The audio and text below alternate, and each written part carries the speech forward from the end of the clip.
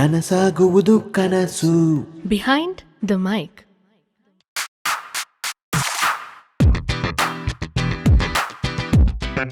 ಅನ್ನಂ ಪರಬ್ರಹ್ಮ ಸ್ವರೂಪಂ, ಅತಿಥಿ ದೇವೋಭವ, ಹೀಗೆ ಸಾಕಷ್ಟು ತತ್ವಗಳ ಮಾತಿದೆ. ಆ ತತ್ವದ ಮಾತು ನಿಜ ಅನ್ನೋದಕ್ಕೆ ಒಂದು ಸಾಕ್ಷಿ ನಮ್ಮ ಈ ಸಂಧ್ಯಮ್ಮ. ಅನ್ನವನ್ನು ದೇವರ ರೂಪದಲ್ಲಿ ಕಂಡು ಅತಿಥಿಗಳಾಗಿ ಬರುವವರನ್ನ ಅತ್ಯಂತ ಪ್ರೀತಿಯಿಂದ ಉಪಚರಿಸಿ, ಬೆವರಲ್ಲಿ ದೇವರನ್ನು ಕಂಡು ಸವಾಲುಗಳನ್ನು ಎದುರಿಸಿ ಸಾಕಷ್ಟು ಜನ ಹೆಣ್ಣು ಮಕ್ಕಳಿಗೆ ಸ್ಫೂರ್ತಿಯಾಗಿ ನಿಂತು ಇವತ್ತು ಮೈಸೂರಿನಲ್ಲಿ ಹೆಮ್ಮೆಯ ಸಂಧ್ಯಾಸ್ ಹೌಸ್ ನಡೆಸುತ್ತಿರುವ ನಮ್ಮ ಸಂಧ್ಯಮ್ಮ ಇಂದಿನ ನನಸಾದ ಕನಸುವಿನ ಅತಿಥಿ.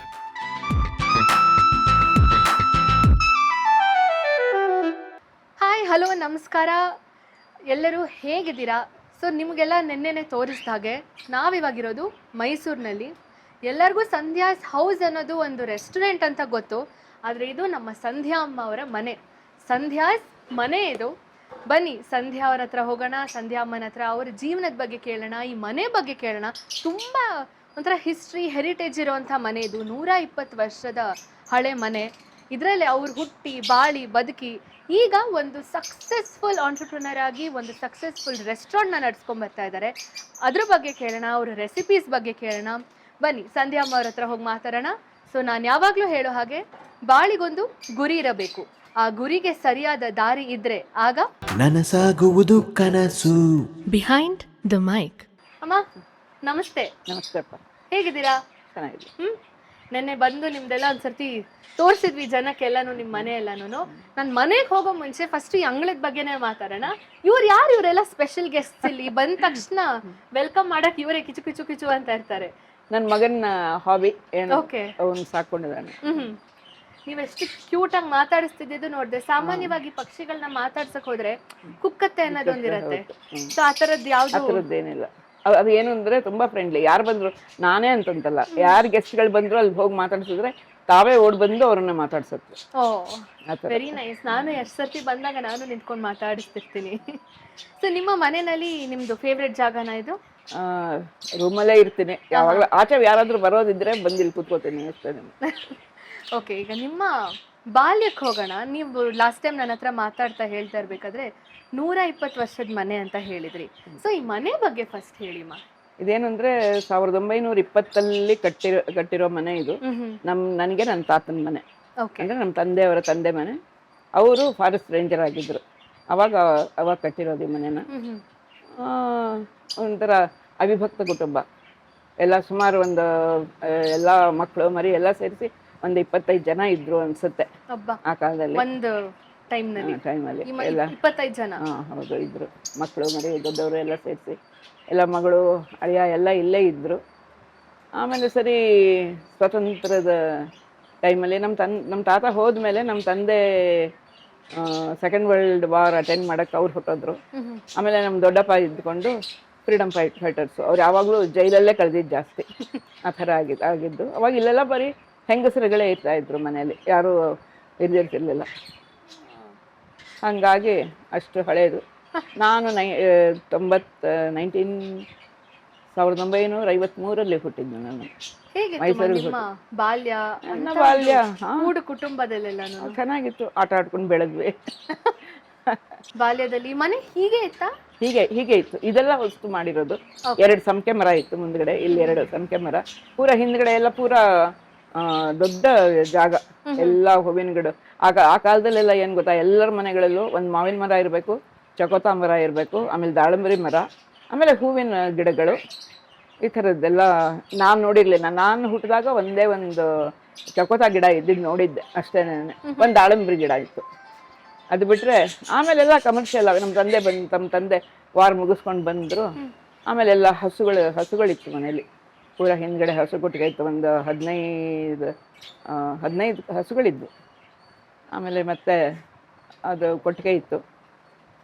ಸರಿ, ಅದಾದ್ಮೇಲೆ ರೇಷ್ಮೆ ಇದು ಶುರು ಮಾಡಿದ್ರು ನಮ್ಮ ತಂದೆ. ಇಲ್ಲೇನೆ 1957ರಲ್ಲಿ ಓಕೆ.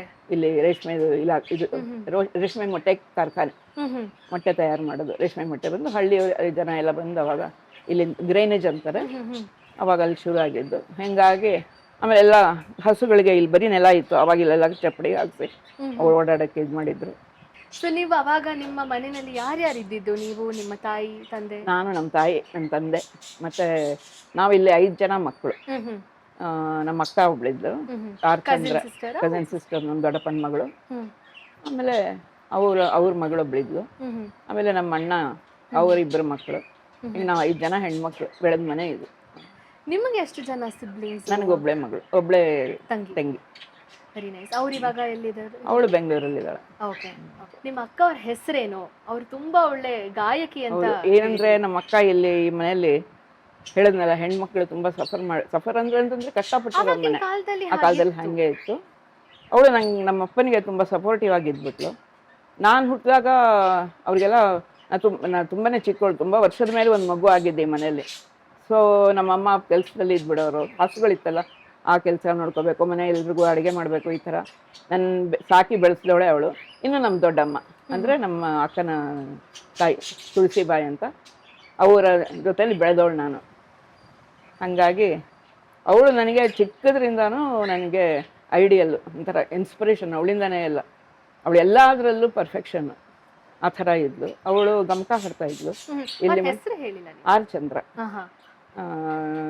ಅವರ ಗುರುಗಳು ಭಾರತ್ ಕೃಷ್ಣರಾಯರು ಅಂತ, ಅವ್ರ ಹತ್ರ ಗಮಕ ಕಲಿತಾ ಇದ್ಲು.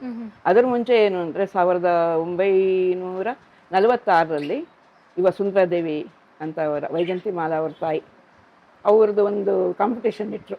ಅವ್ರದ್ದೊಂದು ಮೂವಿ ಬಂತು, ನಾನೇ ಭಾಗ್ಯವತಿ ಅಂತ. ಅದರಲ್ಲಿ ಒಂದು ಕಾಂಪಿಟೇಷನ್ ಇತ್ತು. ಅದರಲ್ಲಿ ಅವರು ಗೋಲ್ಡ್ ಮೆಡ್ಲು, ಪೂರಾ ಇಲ್ಲಿ ಬೆಂಗಳೂರಲ್ಲಿ ನಡೀತು ಅದು ಪ್ರೋಗ್ರಾಮು. ಅಲ್ಲಿ ಹೋದರೆ ಇವಳಿಗೆ ಸಿಕ್ತು ಆ ಪ್ರೈಸು. ಇವಳು ಹಾಡಿದ್ದು ಅವಾಗ ಅಲ್ಲಿ, ಅವಳಿಗೊಂದು ಗೋಲ್ಡ್ ಮೆಡ್ಲಿಸ್ಟ್ ಅವಳು. ಅವಾಗ ಚಿಕ್ಕದ್ರಿಂದಾನು ಅವಳನ್ನು ನೋಡಿ ಅವಳು ಥರನೇ ಆಗಬೇಕು ಅಂತ ನಾನು ಹಾಡ್ತಾ ಇದ್ಲಲ್ವ, ಹಾಡಬೇಕು. ಅವಳು ಏನು ಕೆಲಸ ಮಾಡ್ತಾಳೆ ಆ ಕೆಲಸ ಎಲ್ಲ ನಾನು ಮಾಡಬೇಕು, ಆ ಥರ ಇನ್ಸ್ಪೈರ್ ಆದವಳು ನಾನು. ಆಮೇಲೆ ಅದೇ ಅವಳು ಬೆಳೆಸ್ದೆ. ಅವಳು ಏನೇನು ಮಾಡ್ತಾ ಇದ್ಲು ಎಲ್ಲ ಕಲ್ತ್ಕೊಂಡೆ. ಆಮೇಲೆ ಊಟದ ಬಗ್ಗೆ ಆಸಕ್ತಿ. ಪಾಪ ನಮ್ಮ ಅಮ್ಮನಿಗೆ ಹೇಳ್ಕೊಳಕ್ಕೆ ಬರ್ತಾ ಇರಲಿಲ್ಲ. ಆಮೇಲೆ ಅವರೇ ಅಡುಗೆ ಮನೆ ಎಲ್ಲ ಅವರೇ ನೋಡ್ಕೊತಾ ಇದ್ದಿದ್ದರಿಂದ, ನಾವು ವಯಸ್ಸಾಗಿ ಅವ್ರ ಕೈಯಲ್ಲಿ ಆಗಲ್ಲ ಅಂತ ಬಂದಾಗ ನಾನು ಅಡುಗೆ ಮನೆಗೆ ಪ್ರವೇಶ ಮಾಡಿದ್ದು. ಅಲ್ಲಿ ಅವಾಗ ಅವರಿಂದ ಎಲ್ಲ ಕಲ್ತ್ಕೊಂಡೆ. ಅದಕ್ಕೆ ಹೋಗೋ ಮುಂಚೆ ನಿಮ್ಮ ಅಕ್ಕನ ಗಮಕ ಚಂದ್ರ ಅಂತ ಕರೀತಿದ್ರು ಅಂತ. ಹೌದು, ಗಮಕ ಚಂದ್ರ. ಯಾರು ಹೇಗೆ ಕೊಟ್ಟಿದ್ದು, ಯಾವಾಗ ಕೊಟ್ಟಿದ್ದು? ಅಂದ್ರೆ ಗಮಕ ಅಂದ್ರೆ ಅವರು ಗಮಕ ಹಾಡ್ತಾ ಇದ್ಲು. ಇನ್ನೊಂದು ಏನು ಅಂತಂದ್ರೆ, ಅವರು ಕೃಷ್ಣರಾಯರು ಅವ್ರು ಎಲ್ಲೆಲ್ಲಿ ಹೋಗಿ ಪಕ್ಕದಲ್ಲಿ ಊರುಗಳಿಗೆಲ್ಲ ಹೋಗೋರು ಅವ್ರು, ಅಲ್ಲಿ ಕಾವ್ಯ ವಾಚನ ಮಾಡೋದಕ್ಕೆ. ಅವಾಗ ಇವಳು ಅವ್ರ ಜೊತೆಗೆ ಹೋಗಿ ಅಲ್ಲಿ ಇವಳು ಹಾಡೋದು, ಅವ್ರು ಅದಕ್ಕೆ ಅರ್ಥ ಹೇಳೋದು. ಕುಮಾರವ್ಯಾಸ ಭಾರತ ಎಲ್ಲ, ಗದಾಯುದ್ಧ. ಆಮೇಲೆ ಅವಳೇನು ಅಂದ್ರೆ ಇನ್ನೊಂದು ಕಿಸಾ ಗೌತಮಿ ಅಂತ ಒಂದು ನಾಟಕ, ಆ ನಾಟಕದಲ್ಲಿ ಪಾತ್ರ ಮಾಡೋಳು ಅವಳೇ ಕಿಸಾ ಗೌತಮಿ. ಒಬ್ಬ ಕಣ್ಣಲ್ಲಿ ನೀರು ಬಂದ್ಬಿಡ್ಬೇಕು ಜನಗಳಿಗೆ. ನಾನು ನೋಡಿದ್ದೀನಿ, ಅಂದ್ರೆ ಅವಳು ನಂಬ್ತಾ ಇಲ್ಲ, ನೀನು ಹುಟ್ಟಿರ್ಲಿಲ್ಲ ಅಂತಂತಾಳೆ. ಅಂದ್ರೆ ನನಗೆ ತುಂಬಾ ಚೆನ್ನಾಗಿ ಅದು ಹೆಂಗೆ ಜ್ಞಾಪಕ ಇದೆ ಗೊತ್ತಿಲ್ಲ, ಆ ಡ್ರಾಮಾನ ನಾನು ನೋಡಿದ್ದೀನಿ. ಅವಳು ಮಾಡಿರೋ ಡ್ರಾಮಾನೇ ನಾನು ನೋಡಿದ್ದೀನಿ. ಮೊನ್ನೆ ಒಂದು ಮೆಡಲ್ ತೋರಿಸಿದ್ರಿ ನೀವು, ಅದು ಯಾವ್ದ್ರದ್ದು? ಅದ್ರ ಕಥೆ ಅದೇ ಇದ್ರದ್ದೇನೆ, ಅವ್ರಿಗೆ ವಸುಂಧರಾದೇವಿ ಕಾಂಪಿಟೇಷನ್ ಅಲ್ಲಿ ಗೋಲ್ಡ್ ಮೆಡಲ್ ಗೆದ್ದಿದ್ದು. Very nice. ಇನ್ನು ನಾವು ಲಾಸ್ಟ್ ವೀಕ್ ಬಂದಾಗ ನಿಮ್ಗೊಂದು ಸರ್ಪ್ರೈಸ್ ಕಾಲ್ ಮಾಡಿಕೊಟ್ರು ಅಪ್ಪ. ಸೊ ನಿಮ್ಮ ಅಕ್ಕನಿಂದ ನೀವು ಇನ್ಸ್ಪೈರ್ ಆದ್ರಿ ಅಂತ ಹೇಳಿದ್ರಿ. ಸೊ ಜೊತೆಗೆ ನಿಮ್ದೇ ಒಂದು ಸಿಂಗಿಂಗ್, ನಿಮ್ದೊಂದು ಕನಸಾಗಿತ್ತು ನೀವು ಗಾಯಕಿ ಆಗ್ಬೇಕು ಅಂತ. ಲಾಸ್ಟ್ ಟೈಮ್ ಒಂದು ಕಾಲ್ ಮಾಡಿಕೊಟ್ರು ಅಪ್ಪ. ನಿಮ್ಮ ಒಂದು ಚೈಲ್ಡ್ಹುಡ್ ಫ್ರೆಂಡ್ ನಮ್ಮ ಮೈಸೂರು ಮೋಹನ್ ಅವರು, ನಂಜುಂಡ ಸಿನಿಮಾದ ಮ್ಯೂಸಿಕ್ ಡೈರೆಕ್ಟರ್, ಹಾಗೆ ಸಾಕಷ್ಟು ಸಿನಿಮಾಗಳನ್ನ ಮಾಡಿದ್ದಾರೆ. ಮುಂದಿನ ದಿನದಲ್ಲಿ ಅವ್ರದ್ದು ಕೂಡ ಸಂದರ್ಶನ ಬರುತ್ತೆ ನಮ್ಮ ಈ ಕಾರ್ಯಕ್ರಮದಲ್ಲಿ. ಸೊ ಆ ಒಂದು ಚೆನ್ನಾಗಿತ್ತು ನೀವು ಅವ್ರ ಹತ್ರ ಮಾತಾಡಿದ ಕತೆ. ನೀವು ಸ್ಟೇಜ್ ಪರ್ಫಾರ್ಮೆನ್ಸಸ್ ಎಲ್ಲ ಕೊಡ್ತಾ ಏನು ಅಂದ್ರೆ ತುಂಬಾ ಚಿಕ್ಕವರು ಅವಾಗೆಲ್ಲ, ಹೈಸ್ಕೂಲ್ ಸ್ಟೂಡೆಂಟ್ಸ್ ನಾವೆಲ್ಲ. ಮೋಹನ್ ನಾವೆಲ್ಲ ಅಲ್ಲಿ ಒಂದು ಮೈಸೂರು ಮಕ್ಕಳ ಕೂಟ ಅಂತ ತುಂಬಾ ಫೇಮಸ್ ಅವಾಗ. ಎಲ್ಲ ಮಕ್ಕಳೆಲ್ಲ ಅಲ್ಲಿ ಸೇರ್ತಾ ಇರ್ತಿದ್ವಿ, ರಜಾ ಬಂತು ಅಂದ್ರೆ ಅಲ್ಲಿ ಸೇರ್ತಾ ಇರ್ತಿದ್ವಿ. ಸರಿ, ಅಲ್ಲಿ ಸೇರ್ತು ಅಂತಂದ್ರೆ ಮೋಹನ್ ಮ್ಯಾಂಡ್ಲಿನ್ ನುಡ್ಸೋದು, ನಾವು ಹಾಡೋದು. ಅವಾಗೆಲ್ಲ ಲವ್ ಇನ್ ಟೋಕಿಯೋ ಹೊಸಾಗಿ ಬಂದಿದ್ದು, ಅದ್ರ ಹಾಡುಗಳನ್ನೆಲ್ಲ ಹಾಡ್ಕೊಂಡು ನಾವು ಇದು ಮಾಡ್ತಿದ್ವಿ. ಅಂದ್ರೆ ನನಗೆ ಅದೇನಾಯ್ತೋ ಗೊತ್ತಿಲ್ಲ, ಅದರಲ್ಲಿ ಮುಂದುವರಿಯಕ್ಕೆ ಆಗಲಿಲ್ಲ ನನಗೆ. ನಾನು ಇಷ್ಟಕ್ಕೆ HR ಲೀಲಾವತಿ ಹತ್ರ ಇದನ್ನು ಕಲ್ತ್ಕೊಂಡೆ, ಏನು ಭಾವಗೀತೆ ಎಲ್ಲ ಕಲಿತಾ ಇದ್ದವಳು ನಾವು. HR ಲೀಲಾವತಿ ಅಲ್ಲಿಗೆ ಬರೋರು ಮೈಸೂರು ಮಕ್ಕಳ ಕೂಟಕ್ಕೆ, ಅಲ್ಲಿ ಭಾವಗೀತೆ ಕಲ್ತ್ಕೊಂಡೆ. ಅವ್ರ ಹತ್ರ ಕಲಿತಾ ಇದ್ದೆ, ಸುಮಾರು ವರ್ಷ ಕಲಿತೆ. ಅದೇ ಸಂಗೀತದಲ್ಲಿ ಮುಂದುವರಿಯೋಕ್ಕೆ ಆಗಲಿಲ್ಲ. ಓದಿದ್ದನು ಫೈನ್ ಆರ್ಟ್ಸ್ ಕಾಲೇಜಲ್ಲೇ. ಓಕೆ, ಹೌದು. ನಿಮ್ಮ ಸ್ಕೂಲಿಂಗ್ ಎಲ್ಲ ಎಲ್ಲಿ ಮಾಡಿದ್ದು? ಮೈಸೂರಲ್ಲೇ, ಇಲ್ಲೇ ಹತ್ರದಲ್ಲೇ ವನಿತಾ ಸದನ ಅಂತ ಇದೆ, ಓಕೆ, ಅಲ್ಲಿ ಓದಿದ್ದು ನಾವು. ಒಳ್ಳೆ ಸ್ಕೂಲ್ ಆ ಕಾಲದಲ್ಲಿ, ತುಂಬ ಚೆನ್ನಾಗಿ ತುಂಬ ಟೀಚರ್ಸ್, ಒಳ್ಳೆ ಟೀಚರ್ಸ್ ಇದ್ದರು. ನಮಗೆ ಎಜುಕೇಷನ್ ಚೆನ್ನಾಗಿ ಆಯಿತು. ಕನ್ನಡ ಮೀಡಿಯಮಲ್ಲೇ ಆಗಿದ್ದು, ಕನ್ನಡ ಮೀಡಿಯಮಲ್ಲೇ ಓದಿದ್ದು. ನಿಮ್ಮ ಕಾಲೇಜು? ಕಾಲೇಜ್ ಇದ್ಕೊಂಡು fine arts college. Okay, very nice. So ಹೀಗೆ ಮುಂದೆ ನಡ್ಕೊಂಡು ಬರ್ತಾ ಇರ್ಬೇಕಾದ್ರೆ ನಿಮ್ಮ ತಾಯಿ ಬಗ್ಗೆ, ಇನ್ಫ್ಯಾಕ್ಟ್ ಇವಾಗ ಮೋಸ್ಟ್ಲಿ ಇಲ್ಲಿ ನಿಮ್ಮ ರೆಸಿಪೀಸ್ ಏನೇನ್ ಮಾಡ್ತೀರೋ ಎಲ್ಲ ನಿಮ್ಮ ತಾಯಿದೆ ರೆಸಿಪಿಗಳಲ್ವಾ? ಸೊ ಅವರು ಕೂಡ ನಿಮ್ ದೊಡ್ಡ ಇನ್ಸ್ಪಿರೇಷನ್ ಅಂತ ಕೇಳಿದ್ದೀನಿ. ಪಾಪ ತುಂಬಾ ಶ್ರಮಜೀವಿ, ತುಂಬಾನೇ ಕಷ್ಟಪಟ್ಟರು. ಯಾವಾಗ ನೋಡು ಅಡುಗೆ ಮನೇಲೆ.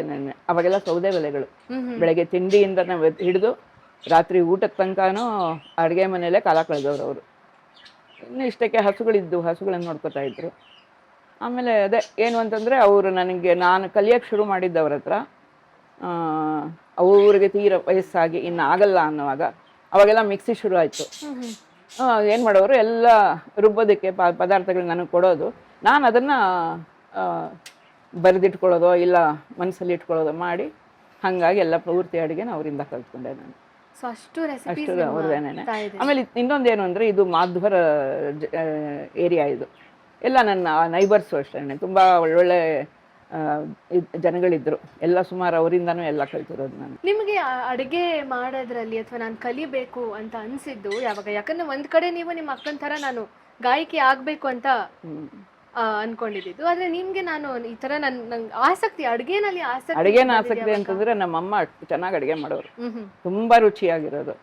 ಅದೊಂಥರ ಅದನ್ನ ಈ ಥರ ಮಾಡಬೇಕು, ನಾನು ಕಲಿಬೇಕು ಅನ್ನೋದು ಅದೊಂದು ಬಂತು ನನಗೆ. ಆಮೇಲೆ ನಾನು 15 ವರ್ಷದಲ್ಲಿದ್ದಾಗ ಸ್ವಲ್ಪ ಹೆಲ್ತ್ ಇಶ್ಯೂ ಆಯಿತು ನನಗೆ. ಇನ್ನೊಂದು ಏನು ಅಂದರೆ, ಇದು ಪ್ರಾರಂಭ ಆಗೋದಕ್ಕೆ ಇನ್ನೊಂದು ಫ್ಯಾಮಿಲಿನ ಸಪೋರ್ಟ್ ಮಾಡಿದ್ದು ಅಂದರೆ ನಮ್ಮ ಗುರುಗಳು. ಮೈಸೂರು ಯೋಗಕ್ಕೆ ತುಂಬ ಫೇಮಸ್. ಸೊ ನಿಮ್ಮ ತಾಯಿಯ ಕೈ ರುಚಿಯಿಂದ ನಿಮಗೆ ನನಗೆ ಕಲಿಬೇಕು ಅಂತ, ಏನೇನು ಮಾಡ್ತಾರೆ ಅದನ್ನೆಲ್ಲ ಕಲಿಬೇಕು ಅನ್ನೋದು ಬಂತು. ಆ ಟೈಮಲ್ಲಿ ಅವರೆಲ್ಲ ತೋರಿಸ್ಕೊಟ್ರು ನನಗೆ. ತೋರಿಸ್ಕೊಟ್ಟು ಅಂದರೆ ನೋಡಿ ನೋಡಿ ಕಲಿತೆ. ಅವ್ರಿಗೆ ಹೇಳ್ಕೊಡೋಕೆ ಬರ್ತಾ ಇರಲಿಲ್ಲ, ಏನೋ ಹಾಕ್ಕೊಟ್ಬಿಡೋರು, ಅದನ್ನು ರುಬ್ಬಬೇಕು, ಇಂಥದಕ್ಕೆ ಮಾಡ್ತಾ ಇದ್ದೀನಿ ಅಂತ ಹೇಳಿದ್ರೆ ಅದನ್ನು ಬರ್ಕೊಳ್ಳೋದು ಇಲ್ಲ ಮೈಂಡಲ್ಲೇ ಇಟ್ಕೊಂಡಿರುವೆ. ಹಂಗಾಗಿ ಬರ್ಕೊಳ್ಳೋದಿರೋದಕ್ಕಿಂತ ಮೈಂಡಲ್ಲೇ ಜಾಸ್ತಿ ಇದಾಗ್ಬಿಟ್ಟಿದೆ ನನಗೆ. ನಿಮ್ಮ ತಾಯಿ ಮಾಡ್ತಿದ್ರಲ್ಲಿ ಯಾವ್ದು ನಿಮಗೆ ತುಂಬಾ ಇರತ್ತೆ ನನಗೆ ಗೊತ್ತು, ಆದ್ರೆ ತುಂಬಾ ಫೇವ್ರೆಟ್ ಇದೆ, ನಾನು ಮರೆಯೋಕ್ಕೆ ಸಾಧ್ಯ ಇಲ್ಲ? ಎಲ್ಲ ಅದಕ್ಕಿಂತ ನನಗೆ, ನನ್ನ ಮಗನಿಗೆ ನಮ್ಮ ತಾಯಿ ಮಾಡೋ ಅಡುಗೆ ಜನರಲ್ಲಿ ಮೂಲಂಗಿ ಹುಳಿ, ಅದು ಬಿಟ್ಟರೆ ಸೊಪ್ಪಿನ ಹುಳಿ, ಮತ್ತೆ ತಿಳಿ ಸಾರು. ಈಗ ನಮ್ಮ ಮನೇಲಿ ಏನು ಸಾರು ಮಾಡ್ತಾ ಇದ್ದೀವಿ ಅದು ಅವ್ರದ್ದೇ ರೆಸಿಪಿ. So nice. ಪಲ್ಯಗಳು ಅಷ್ಟೇ, ತುಂಬ ಒಳ್ಳೊಳ್ಳೆ ಪಲ್ಯಗಳು ಮಾಡೋರು. ಬೆಳಗ್ಗೆ ತಿಂಡಿಗೆ ನಮ್ಮ ಮನೇಲಿ ಆಗಿನ ಕಾಲದಲ್ಲಿ ಅಕ್ಕಿ ರೊಟ್ಟಿನೇ ಜಾಸ್ತಿ. 1960ನೇ ಇಸ್ವಿಲಿ ಶುರು ಆಯಿತು ಗೋಧಿ ಶುರು ಆಗಿದ್ದು. ಬರ್ತಿತ್ತು ಎಲ್ಲ ಈ ಸೇಟುಗಳು ಇವರೆಲ್ಲ ಇರ್ತಿದ್ರಲ್ಲ, ಅವ್ರ ಮನೆಗಳಲ್ಲಿ ಗೋಧಿಯಲ್ಲಿ ನಡೀತಾ ಇತ್ತು. ಆಮೇಲೆ ಯಾವಾಗ ರೇಷನ್ ಕೊಡೋಕ್ಕೆ ಶುರು ಮಾಡಿದ್ರು ಆವಾಗಲಿಂದ ಎಲ್ಲರ ಮನೆಯಲ್ಲೂ ಈಸಿ ಆಯಿತು ಎಲ್ರಿಗೂ. ಈ ಅಕ್ಕಿ ರೊಟ್ಟಿ ಆದರೆ ತಟ್ಕೊಂಡು ಅದನ್ನು ಸುಟ್ಟು ಇದೆಲ್ಲ ಮಾಡೋದು ಕಷ್ಟ ಆಗ್ತಾಯಿತ್ತು. ಹಾಗಾಗಿ ಗೋಧಿಗೆ ಇದಾಗಿದ್ದು ನಾವು. ನಿಮ್ಮ ಮದುವೆ ಆಗಿದ್ದು ಯಾವಾಗ? 72ನಲ್ಲಿ ಆಯಿತು. ನನ್ನ ಮಗ 75 ಹುಟ್ಟಿದ್ದು. ಓಕೆ. ಸೊ ನಿಮ್ಮ ಮಗ ಬಂದಿದ್ದು ಇದರಲ್ಲಿ ಮೋಸ್ಟ್ಲಿ ತುಂಬಾ ಸೆಲೆಬ್ರೇಷನ್ ಮೂಡ ಮನೆಯಲ್ಲಿ? ನಮ್ಮ ಸೆಲೆಬ್ರೇಷನ್ ಪಾಪ ಅವಾಗ ಸ್ವಲ್ಪ ಇದರಲ್ಲಿದ್ವಿ ನಾವು, ಅಂದರೆ ಅದೇ ಫ್ಯಾಮಿಲಿ ಸ್ವಲ್ಪ ಈ ಮನೆ ಡಿಸ್ಪ್ಯೂಟ್ ಇದು ನಡೀತಾ ಇತ್ತು. ಆ ಟೈಮಲ್ಲಿ ಬಂದ. ಅವನು ಚೆನ್ನಾಗಿ ಎಂಜಾಯ್ ಮಾಡ್ದ ಇಲ್ಲಿ ಅವ್ನ ಲೈಫ್ನ. ಅಷ್ಟು ಜನ, 5 ಜನ ಮನೆಯಲ್ಲಿ, ನಾನು ಸೇರಿ ಇನ್ನು 4 ಜನ ಎಲ್ಲ, ಅವರು ಎಲ್ಲ ಚಿಕ್ಕವರು. ಸೊ ಇದೊಂಥರ ಈ ಮನೆ ಒಂಥರ ಎಷ್ಟು ತಲೆಮಾರುಗಳನ್ನ ನೋಡಿರ್ಬೋದಲ್ಲ ಇದು, ಜನರೇಷನ್ಸ್ ನ. ಅಂಡ್ ಒಂದು ಎವಲ್ಯೂಷನ್ ಅಂತ ಏನ್ ಹೇಳ್ತೀವಿ, ಅವಾಗಿನ ಇದ್ದಿದ್ದು ಇವಾಗ ಇರ್ತಾರ ಲೈಫ್ ಸ್ಟೈಲ್ಸ್ ನಾವು ನೋಡಿರೋದು. ಅವಾಗೇನು ಅಂತಂದ್ರೆ ನಮ್ಮ ತಾತ ಸ್ವಲ್ಪ ತುಂಬಾ ಟ್ರೆಡಿಷನಲ್ ಇದನ್ನ ಇದು ಮಾಡ್ತಾ ಇದ್ರು. ಮನೆಯಲ್ಲಿ ಹುಣ್ಣಿಮೆ ದಿನ ಇದ್ರದ್ದು ಸತ್ಯನಾರಾಯಣ ಪೂಜೆ ಆಗಲೇಬೇಕು, ಅವರವರೇ ಮಾಡೋರು. ಅದನ್ನು ನಮ್ಮ ತಾತನ ಅಳಿಯ, ನಮ್ಮ ಸೋದರ ಮಾವ ಅವರು ಇದು ಮಾಡ್ಕೊಂಡು ರೂಢಿಸ್ಕೊಂಡು ಹೋದರು.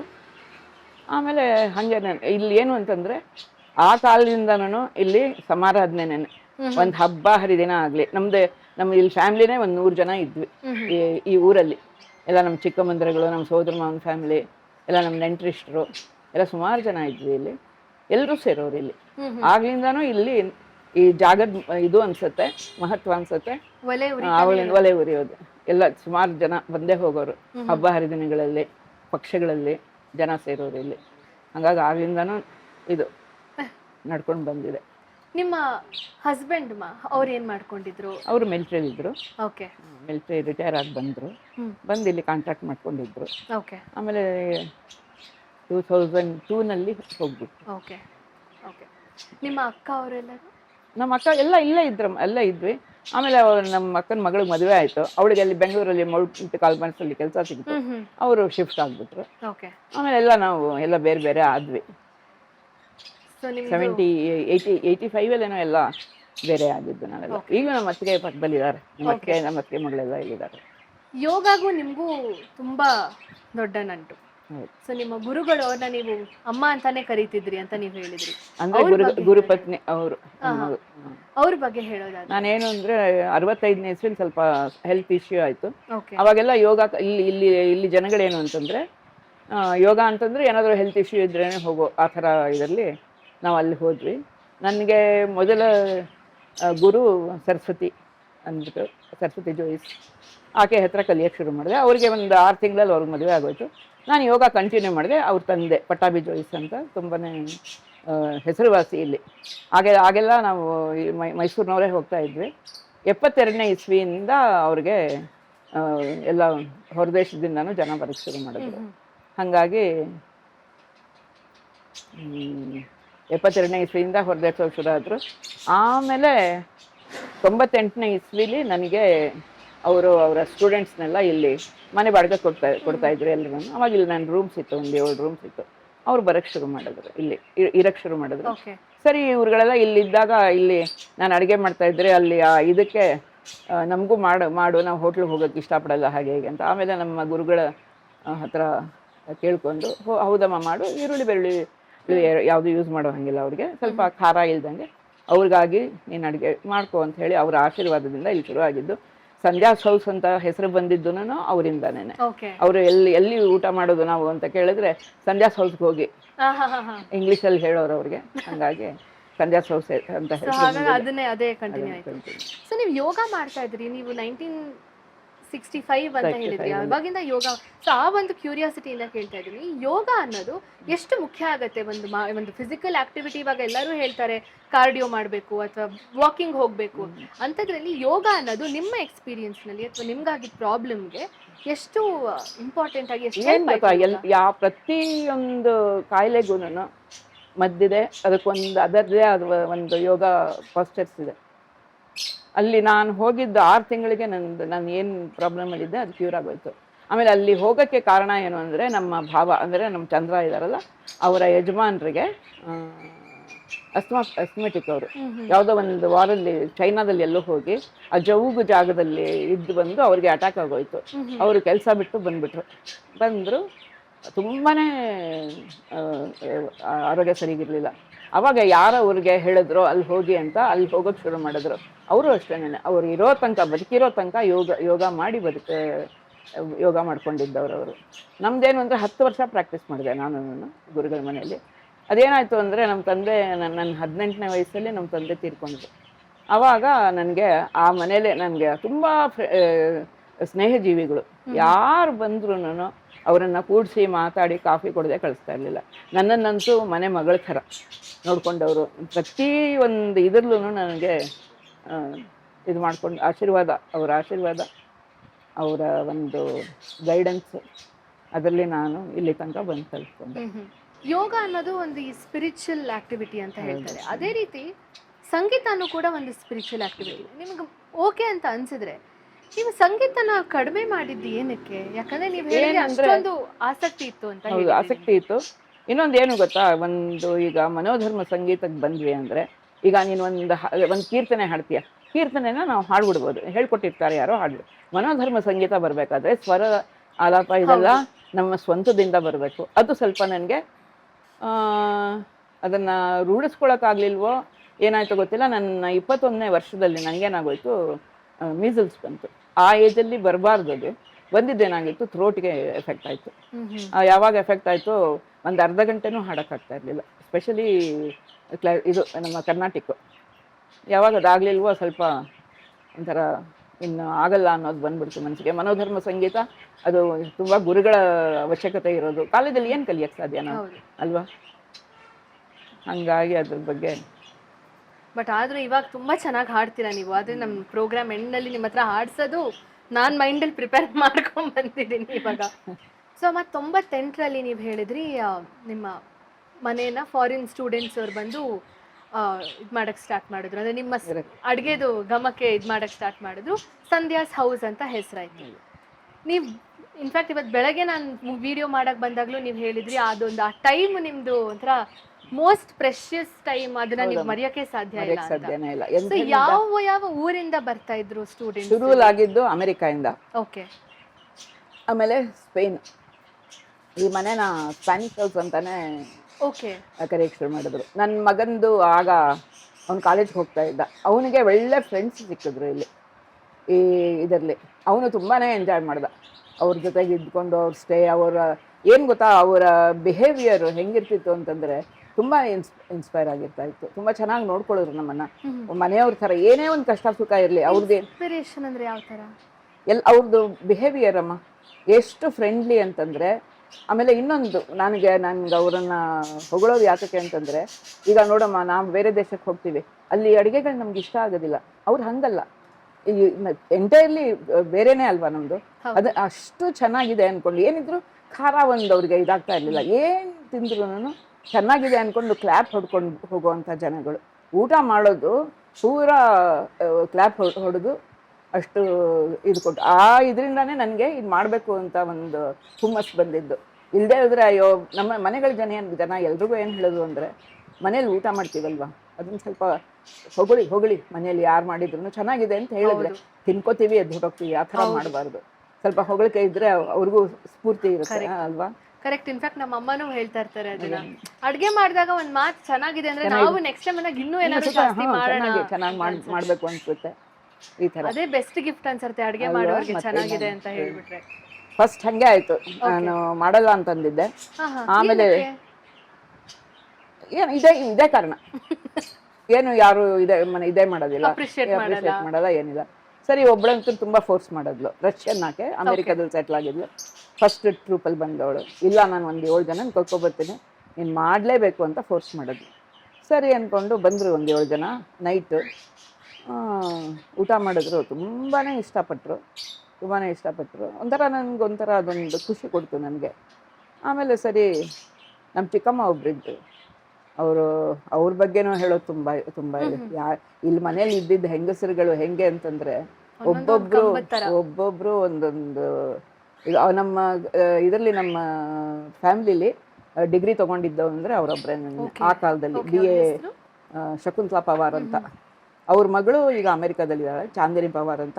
ಅವಳು ಆರ್ಟಿಸ್ಟು, ನಮ್ಮ ಏನು ಪೇಂಟಿಂಗು. ಮತ್ತು ಮೈಸೂರಲ್ಲಿ ಫಸ್ಟ್ ಸಬ್ಮೆರಿನ್ ಆಯ್ತಲ್ಲ, ಇದರಲ್ಲಿ ಅಲ್ಲಿ ಹುಸೇನ್ ಫೇವ್ರೆಟ್ ಸ್ಟೂಡೆಂಟ್ ಆಕೆ.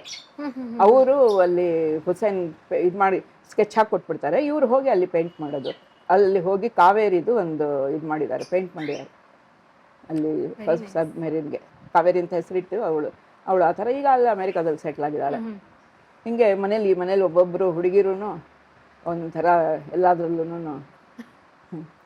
ನೀವು ನಿಮ್ದು ರಷ್ಯನ್ ಅಲ್ಲೇನಾಯಿತು, ಸರಿ ಊಟ ಮಾಡ್ಕೊಂಡು ಹೋದರು. ಆಮೇಲೆ ಮತ್ತೆ ಏನು ಅಂದರೆ, ಒಂದು 3 ತಿಂಗಳು ನಮ್ಮ ಗುರುಗಳು ಫಾರಿನ್ ಟೂರ್ ಹೊರಟೋಗೋರು. ಆಗ 3 ತಿಂಗಳೇ ಆಗಿರ್ತಿಲ್ಲ. ಮತ್ತೆ ಟ್ರೂಪ್ ಬರೋಕ್ಕೆ ಶುರು ಆಯಿತು. ಹಾಗಾಗಿ ರೆಗ್ಯುಲರ್ ಆಗಿ ಮಾಡೋಕ್ಕೆ ಶುರು ಮಾಡಿಬಿಟ್ಟು ಗುರುಗಳು ಹೇಳಿದ್ರು ಮಾಡಮ್ಮ ಅಂತ ಹೇಳಿ. ಅದಾಯಿತು. ಆಮೇಲೆ 2002ರಲ್ಲಿ ನಾನು ಥೈಲ್ಯಾಂಡ್ಗೆ 3 ವರ್ಷ, 2, 3 ಮತ್ತು 4 3 ವರ್ಷನೂ 2 ತಿಂಗಳು ಥೈಲ್ಯಾಂಡ್ಗೆ ಹೋಗಿ ಅಲ್ಲೊಂದು ರಿಟ್ರೀಟ್ ನಡೀತಾ ಇರ್ತಿತ್ತು. ಅಲ್ಲಿ ಹೋಗಿ ಅಲ್ಲಿ ಅವ್ರ ಜೊತೆಗಿದ್ದು ಅವ್ರಿಗೆಲ್ಲ ಯಾವ್ದು ಯೋಗ? ಯೋಗದನ್ನೇ ಕೋಸುಮೈ ಅಂತ ಥೈಲ್ಯಾಂಡಲ್ಲಿ ಅಲ್ಲಿ ವರ್ಕ್ ಮಾಡಿದೆ. ಹಿಂಗೆ ನನ್ನ ಮಗ ಇದೇ ಒಂದು ಇದರಲ್ಲಿ. ಅಂದ್ರೆ ಇವಾಗ ಅದು ಯಾವ ತರ ನಡೀತಾ ಇತ್ತು? ನೀವು ಹೇಳಿದ್ರೆ ಟ್ರೂಪ್ ಫಸ್ಟ್ 7 ಜನನ ಕರ್ಕೊಂಡ್ಬಂದ್ರು ಅಂತ. ಸೊ ಈಗ ಅವಾಗ ಏನಾಗುತ್ತೆ, ಇಲ್ಲಿ ಬರಕ್ ಶುರು ಮಾಡಿದ್ರಲ್ಲ, ಇದ್ದವರೆಲ್ಲ ಏನ್ ಮಾಡಿದ್ರು, ಯೋಗ ಶಾಲೆಯಲ್ಲಿ ಹಂಡ್ರೆಡ್ಸ್ ಆಫ್ ಜನ ಇರೋರು. ಇವ್ರು ಬೆಳಗ್ಗೆ ಹೇಳ್ಬಿಟ್ಟು ಹೊಟ್ಟೋಗೋರು ನಾವು ಬರ್ತೀವಿ ಅಂತ. ಅಲ್ಲಿ ಕ್ಲಾಸ್ ಮುಗಿಸ್ಕೊಂಡು ಅಲ್ಲೇ ಬುಕ್ ಮಾಡ್ಬಿಡೋರು, ಇಲ್ಲಿ ಇರೋ ಹುಡುಗರನ್ನೇ ಅಲ್ಲಿ ಬುಕ್ ಮಾಡ್ಬಿಟ್ಟು ನಾವು ಇಷ್ಟು ಜನ ಇದ್ದೀವಿ, ಸರಿ 8 ಜನ ನಾನು ಇಲ್ಲ ಅಡುಗೆ. 98 2002 ತನಕನೂ ನಾನೊಬ್ಳೆ ಅಂದರೆ ನನ್ನ ಕಿರಣ್ ಚಪಾತಿ ಎಲ್ಲ ಮಾಡೋದಕ್ಕೆ ಅವನು ನನಗೆ ಹೆಲ್ಪ್ ಮಾಡೋನು, ನಾನೊಬ್ಳೆ ಮಾಡ್ಕೋತಾ ಇದ್ದೆ. ಆಮೇಲೆ ಈ ಜಯಮ್ಮ ಇವತ್ತು ಬೆಳಗ್ಗೆ ನೋಡಿದ್ರಲ್ಲ, ಅವ್ರು ನನ್ನ ಜೊತೆಗೆ ಬಂದು ಸೇರ್ಕೊಂಡ್ರು. ಜೊತೆಗೆ ಇಲ್ಲಿ ಉಳ್ಕೋತಾನೂ ಇದ್ರು ಅವರು? ಉಳ್ಕೋತಾ ಇದ್ರು, ಎಲ್ಲ ಉಳ್ಕೊಳ್ಳೋರು. 7 ರೂಮ್ಸ್ ಇತ್ತು. 7 ರೂಮ್ಸಲ್ಲಿ ಇರೋರು. ತುಂಬ ಚೆನ್ನಾಗಿ ಟೈಮ್ ಸ್ಪೆಂಡ್ ಮಾಡಿ ತುಂಬ ಕಲ್ತ್ವಿ, ಅವರಿಂದಾನು ತುಂಬ ಕಲಿಯೋದಿತ್ತು, ತುಂಬ ಕಲ್ತ್ವಿ. ಹೇಗಿತ್ತು ಅವಾಗ ನಿಮ್ಮ ಒಂದು ದಿನಚರಿ? ಅವಾಗ ಯಾವ ತರ ಇತ್ತು ಅಂದ್ರೆ?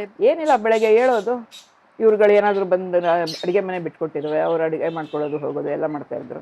ಸರಿ, ನನ್ನ ಮಗನಿಗೂ ಒಳ್ಳೆ ಒಂದು ಇದು ಸಿಕ್ತು, ಬ್ರೇಕ್ ಸಿಕ್ತು. ಅವನು ಯೋಗ ಎಲ್ಲ ಕಲ್ತ್ಕೊಂಡ.